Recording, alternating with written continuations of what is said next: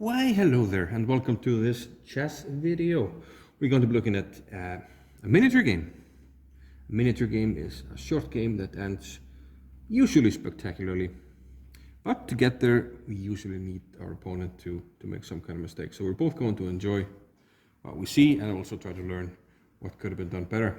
So this was played in California in 1945 between Essen and the Duff. Pawn to e4 by Essen. King's pawn by black, and now pawn to d4. This is the so-called center game. Black takes, and white brings the queen out early. And usually this is not considered good, but this is a playable line, but not something that's mainstream. Only one of the top grandmasters in the world has employed this with any regularity. That would be Ngh6. So black of course hits the queen, which has to move again, and now the queen goes back to e3. And white's idea is usually to play the knight here, bishop here, and to castle quickly, and then maybe go for an attack over on the king side. After queen to e3, black played pawn to b6. The idea here is to protect this square and play another piece with tempo. Not the main line, but I think it might be playable. White went on with development, knight to c3, and the bishop came out to c5, hitting the queen. And, well, of course, the queen moved to g3. Always a theme that this pawn is very vulnerable when the bishop has moved out, and white tries to take advantage of that here. And black plays pawn to g6, which is not what you'd like to do unless you can place this bishop here in fianchetto. Black could have played knight f6 here, because if we take, black has a nice sequence. How do we punish white for taking this pawn? Take a moment. We can play rook g8 and then take this pawn. If king takes, knight g4 will pick up the queen because of the check. So the lesson here is, if you can, try to develop. And development was indeed the right move here for black. Instead he went for g6. This allows white to, well, bring more forces in with tempo. And he plays knight here into d5, threatening knight takes here.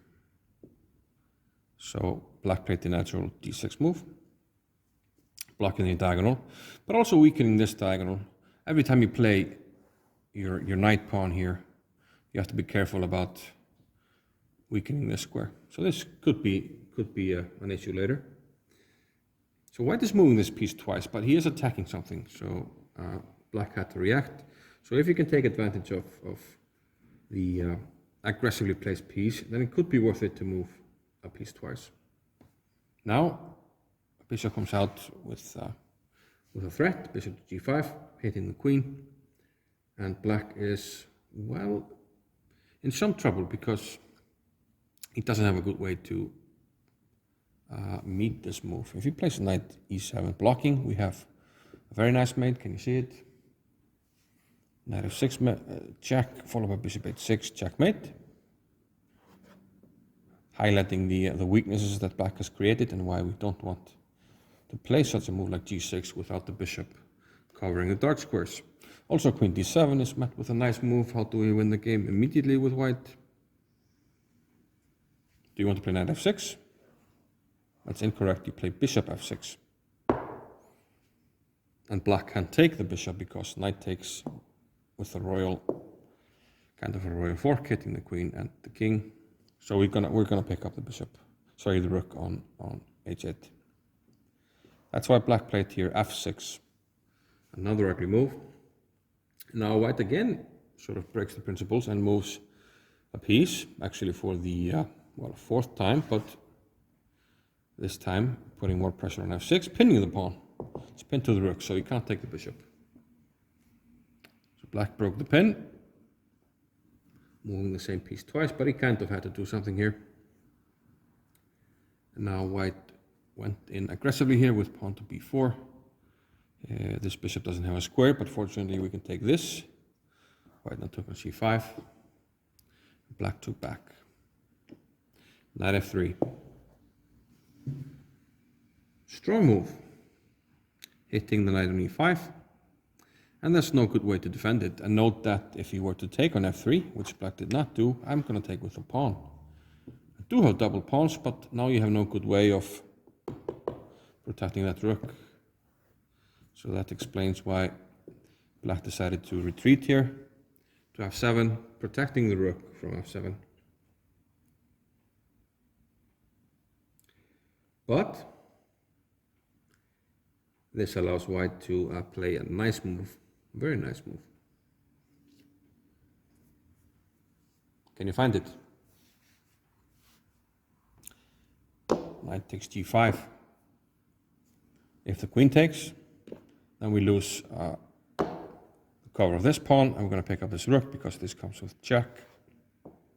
And if the knight takes, remember the knight was covering this guy. So black went knight h6, intending to recapture with the knight and protect the rook still. But now bishop b5, bringing sort of the last piece, the last minor piece into the game again with aggression, kind of with a tempo, because black has to react. And he played bishop to d7. But this allowed another strong move. Knight into e6. Utilizing the pin here, the bishop is pinned to the king, so he can't take the knight. The queen went to c8. And now white has many strong moves. You can of course pick up material by taking on c7. But what white did here was super spectacular. White played queen into f6. Threatening mate on e7, which black prevented by moving the knight back to g8 and attacking the queen. But now find what white had in mind here. Very, very nice. Queen e7. Check. Black took. And knight f6. Mate. How do you like that? How do you like damn apples? Pretty spectacular checkmate. And well, I doubt that Mr. Essen found a more spectacular checkmate in his lifetime. And this is what we all strive to do when we play chess, to create something this beautiful. Hope you enjoyed it. See you in the next one, guys. Bye bye.